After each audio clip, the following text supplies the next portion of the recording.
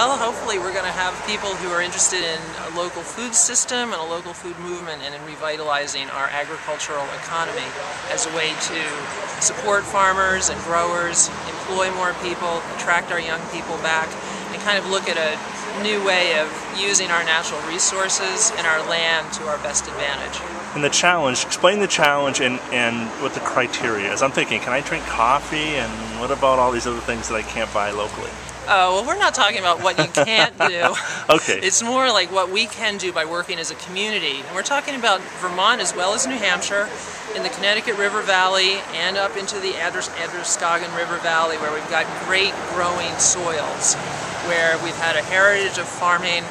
And as we know from Vermont's example, there are a lot of people who are really charged up about agricultural innovation. There's a lot of growth in businesses and employment around agriculture, local food. So it's not that we're saying you can't eat, drink coffee from somewhere. It's what can we grow here that's going to contribute to our economy and to the health of people. That's great. Well, this is a great program, and this is sponsored by...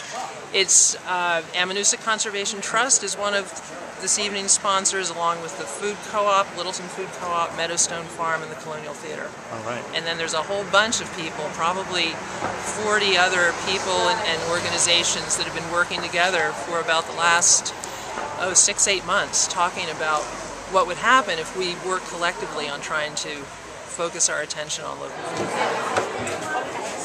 This is part of a celebration for New Hampshire Eat Local Week, and it's a statewide kind of awareness and try to get people to think about where their food comes from and how they can eat more at home. And so we wanted to put in conjunction with the co-op, a local grocery store, and Ammonoosuc Community Trust, who is obviously involved with land issues, and the Colonial, which has been a huge supporter of the farm and what we do, and just kind of get people thinking about it and get people out and get people talking about it. And then the speaker, John Carroll, is going to talk about kind of how and why and reinventing agriculture in New England and what it's going to take and where can we go. Great, so, great. Yeah. A couple trends going on, rising food prices. Is that helping or hurting the local growers? In some ways it's bringing awareness to food. People are really realizing that our food system, from my perspective, the food system that's been created and in place for the last 50 years is really unsustainable on a number of fronts.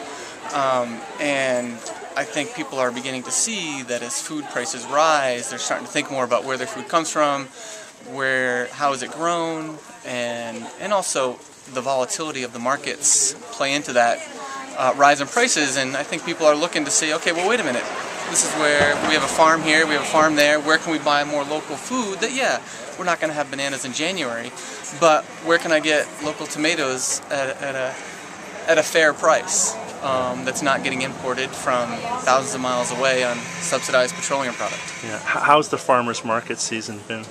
It's been great. We do 3 farmers markets. We do Bethlehem, Littleton, and Lancaster, and each one has a little bit different feel to it. But in general, every year we see our produce still, for the most part, sells out. We see new customers, we see new faces, we see new people at the farm and at the markets, and we definitely have people coming to us looking for our produce and our meats and our cheeses, which is great. We're barely keeping up with demand. So the Big Papa's phenomena doesn't seem to be affecting... It hasn't. I definitely haven't seen any effect on us. I think, it might be affecting the Shaws and the Co-op a little bit more. And I know that they're carrying some local produce and some local goods, and we've tried to connect with them. It just hasn't worked out. But at the same time, I just don't think we have enough stuff to supply what they need. So it's really still a supply issue. Yeah, but we haven't. I haven't seen any change one way or another in terms of something like that opening up.